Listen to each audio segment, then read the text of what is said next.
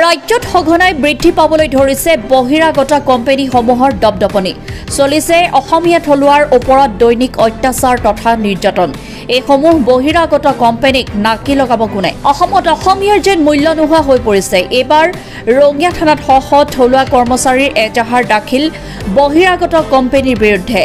ৰাজ্যত পুনৰ বহিৰাগত কোম্পানীৰ দপদপনি দলিয়াজনৰ পিছত এইবাৰ ৰঙিয়াত বহিৰাগত বনিয়াই কামৰ পৰা ওলাই দিলে ৪৫ জনকৈ থলুৱা কৰ্মচাৰীক পুনৰ বিতৰ্কত ৰঙিয়া মৰাণজানাৰ কেডি আইৰণ কোম্পানী পূৰ্বতে লোহা চুৰ কৰি বাতৰিৰ শিৰোনাম দখল কৰা কেডি আইৰণ কোম্পানী আকৌ বিতৰ্কত অভিযোগ অনুসৰি যোৱা ১৯ মে তাৰিখে ৰঙিয়াৰ মৰাণজানাত অৱস্থিত বহিৰাগত বেনিয়াৰ দ্বাৰা প্ৰচলিত কেডি আইৰণ নামৰ কোম্পানীটোৰ মালিক দিলীপ গোয়েঙ্গা আৰু মেনেজাৰ অনিল গোয়েঙ্গাই কোম্পানীৰ প্ৰডাকশ্যন কম হোৱাৰ বাবে কোম্পানীটোৰ সমূহ কৰ্মচাৰীক কোনো জাননী নিদিয়াকৈ কৰ্মৰ পৰা অব্যাহতি দিয়ে কৰ্মৰ পৰা অব্যাহতি দিয়াৰ উপৰিও কৰ্মচাৰীসকলক কেইবাদিন মাননীও দিয়া নাই কোম্পানীটোৱে লগে লগে ক্ষুব্ধ কোম্পানীটোৰ কৰ্মচাৰীসকলে ৰঙিয়া থানাত উপস্থিত হৈ কোম্পানীটোৰ বিৰুদ্ধে দাখিল কৰে এজাহাৰ লগতে কৰ্মচাৰীসকলে সংবাদ মাধ্যমক জনায় যে কোম্পানীৰ মালিক দিলীপ গোয়েঙ্গা আৰু মেনেজাৰ অনিল গোয়েঙ্গাই ভয় ভাবুকিৰে কৰ্মচাৰীসকলক নিজ নিজ কৰ্মৰ পৰা কোনো জাননী নিদিয়াকৈ অব্যাহতি দিয়ে কোম্পানীটোৰ বনিয়া কৰ্মচাৰীসকলে চৰকাৰৰ নীতি নিয়ম অমান্য কৰি থলুৱা কৰ্মচাৰীসকলক কৰ্মৰ পৰা বাহিৰ কৰি দিয়াৰো অভিযোগ উত্থাপিত হৈছে ৰঙিয়াৰ পৰা হেমেন কলিতাৰ report Assam north east news live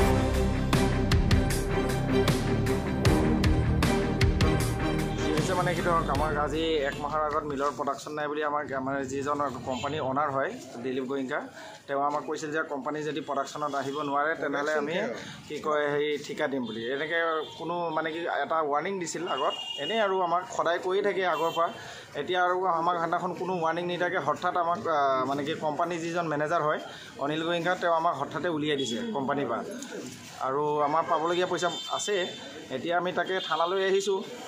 আমাক যাতে উচিত এটা বিচাৰ কৰি দিয়ে জাননী তেনেকৈ একো দিয়া নাই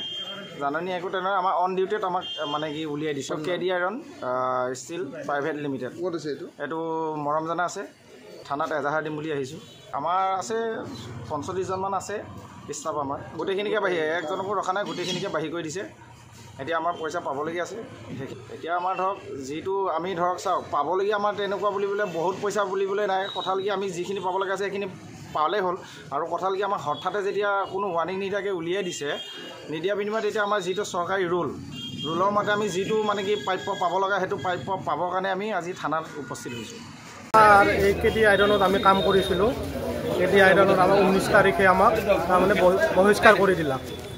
আগৰ পৰা মানুহ কৈ আছিল কৈ থাকেই সেনেকৈ গালি পাৰি থাকিলে বোলে মালিক মানুহ আৰু গালি পাৰিব এতিয়া ইমান ডাঙৰ কোম্পানী যিহেতুকে ইমান ডাঙৰ মানুহ গালি পাৰা সত্ত্বেও আমি কাম কৰি থাকোঁ পাৰিব দে এনে যাই হ'লেও ডাঙৰ মানুহ এটা গালি পাচ্ছি আৰু বস্তুটো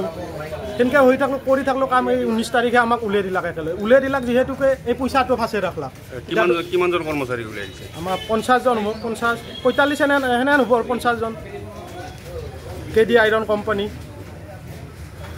অসমীয়া মানুহ সিনা অসমতে আমি ধুনীয়াকৈ মিলিজুলি কাম কৰিব লাগে কিন্তু কম কৰে তাহাঁতৰ গালিটো আৰু উল্টাকৈ দিয়ে তাহাঁ মালিকটো হৈছে গুজৰাটী অসমীয়া কথাও জানে কিন্তু জানি আৰু অসমীয়াক বয়াকৈ গালি দিব এইটোতো বাৰে বাৰে কথা শুনি থাকিব নৰি নহয় মাদাৰ চুট বেহেন চুট এতিয়া গালিটো নুশুনে শুনবা নৰি না তথাপিতো শুনো পাঁচি আৰু গালি আৰু মানুহ ডাঙৰ মানুহ পাঁচি তথাপিতো সিনকৈ ধৰি কাম কৰি আছোঁ কৰি থকাৰ পাছতো এতিয়া আৰু সেইটো হেৰি কৰি আৰু উলিয়াই দিলাক আমাক উলিয়াই দিলে পইচাটোও দিয়া নাই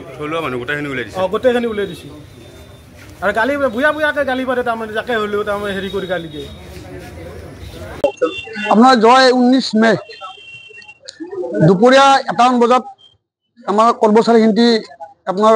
কেন্দ্ৰীয় ভাত খাব গৈছে ভাত খাই থকাৰ অৱস্থা হঠাৎ মেনেজাৰে কৈছে তোমালোক গেট বাহিৰ কোনোবাই খালে কোনোবাই আধা বাতি হ'ল কোনোবাই খাব নাপালে তেনেকৈ কৰি আমাক গেটৰ পৰা ওলাই দিছে গোটাইখিনি মানুহ মোটামুটি আপোনাৰ ৪৫ৰ পৰা ৫০জন আমাৰ কৰ্মচাৰী আছে আমাৰ তাতে মোৰ প্ৰায় আজি ১০ বছৰ হ'ল যিয়ে নহওক তেখেতে আমাক কোনো ইনফৰ্মেশ্যন নিদিয়াকৈ এনেকুৱা আমাক গোটাইখিনি মানুহ যেতিয়া উলিয়াই দিছে আপোনাৰ এই কথাটো আমাৰ ভাল হোৱা নাই না কোম্পানীৰ নাম হৈছে KD iron steel private limited মৰমজানাত হয় আৰু আমাৰ যিটো পইচা পাব লগা আছে সেই পইচাটো আমাক দিয়া নাই কোনো আৰু তেখেতে আমাক সিদিনা কৈছিলে যি আজি এটা মিটিং হোৱাৰ কথা আছিলে 10টা বজাত মাতিছিলে আমাক, কিন্তু 10টা বজাত তেখেতে কৈছিলে অনিল গোয়েংকাই ক'লে যি কোনো মিটিং চিটিং নাই, কেঞ্চেল। গতিকে আমি এতিয়া লাষ্ট উপায় নাপায় আজি আমি গোটেইখিনি মানুহ থানাত এখন এজাহাৰ দিম বুলি আহিছোঁ আমি। আৰু এটা কথা আছে কি, আমাৰ গোটেইখিনি মানুহ গোটেই PF SI চব আছে, যিটো আমাৰ চৰকাৰী ৰুল, এই ৰুল ৰেগুলেশ্যনৰ মতে আমাক 3 মাহৰ দৰমহাটো যদি আমাক প্ৰাপ্যটো আদায় কৰি দিয়ে, তেতিয়া আমাৰ কোনো মানুহে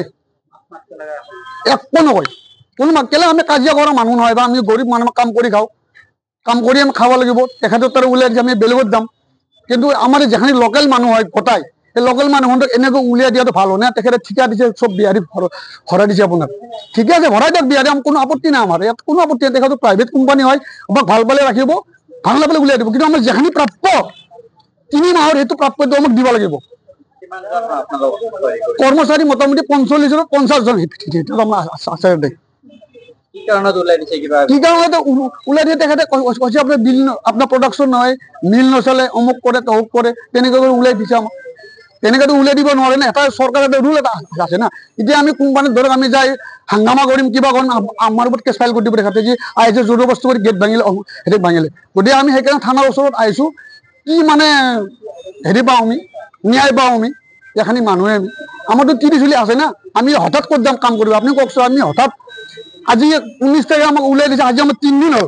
3 দিন আমি ঘৰত বহি আছোঁ। 3 দিনটো আমি খাব লাগিব না, 3 দিনটো আমাক পেকেটটো আমাক নামান উলিয়াই দিছে আমাক। এই 3 দিনৰ দৰমহাটো আমাক কোনে দিব? 3 দিনত আমাৰ দৰমহাটো তেখেতে আমাক নিদিয়ে না। আৰু তেনেকৈ ধমকি কৰি উলিয়াই দিয়াটোতো নহয়, ৰুল নাই নহয়। কেলে আমি গোটেইখিনি লোকেল মানুহ হয়, লোকেল চাই বাহিৰে হওক, বাহিৰৰো আছে, আমাৰ UPৰ আছে, তেখেত আছে ক'তনো গেল যোৱা নহয়। তেখেতে আমাৰ UPৰ হয়, তেখেতে আপোনাৰ এটা ফেমিলি আছে,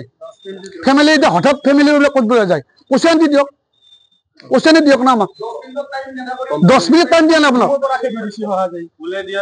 আপোনাৰ 10 মিনিট আপোনাৰ ৰুমত দিব লাগে না। আপোনাৰ যে কুকুৰক তেনেকুৱা ঢেকীয়া নিদিয়ে, আপোনাৰ কুকুৰ নিদিয়ে। আমি 10 বছৰ কাম কৰিলোঁ তাতে, প্ৰত্যেকটা মানুহ 10 বছৰ 12 বছৰ 14 বছৰ PF SI চব আছে আমাৰ। সেইটো মালিকৰ নিৰ্দেশতে হ'ব। তাতে মালিকক আপোনাৰ মেনেজাৰক কৈছে, মেনেজাৰে উলিয়াই দিছে। আজি 10টা মিটিং বুলি আমাক মাতিছে, আমি মিটিঙতে আহিছোঁ, কোনো অকল যোগ কৰিব অহা নাই। তোমালোকে আহিবা, মিটিং কৰিম আমি, মিটিঙত কি হ'ব আহিছোঁ। আমি গেটৰ বাহিৰত আছোঁ। আমি অনিল গোয়েংকাই কৈছে বোলে যে কোনো মিটিং চিটিং নাই, মালিকে আমাক কৈছে। আমাক মিটিং দিয়ে আমি কি কৰিম, ক'ত যাম এতিয়া আমি? তাত থাকিলে আপোনাৰ যদি কোনোবাই ধৰক মানুহৰ খং চবৰে থাকে না, কোনোবা গেট ভাঙি দিব, কোনোবা কাৰোবাক কি কৰি দিব, কেছ এটা হেৰি যাব। সেইকাৰণে আমি গোটেইখিনি মানুহ মিলি আমি থানাত, এই ৰঙিয়া থানাত মানে এজাহাৰ এটা দিবৰ কাৰণে আহিছোঁ আমি।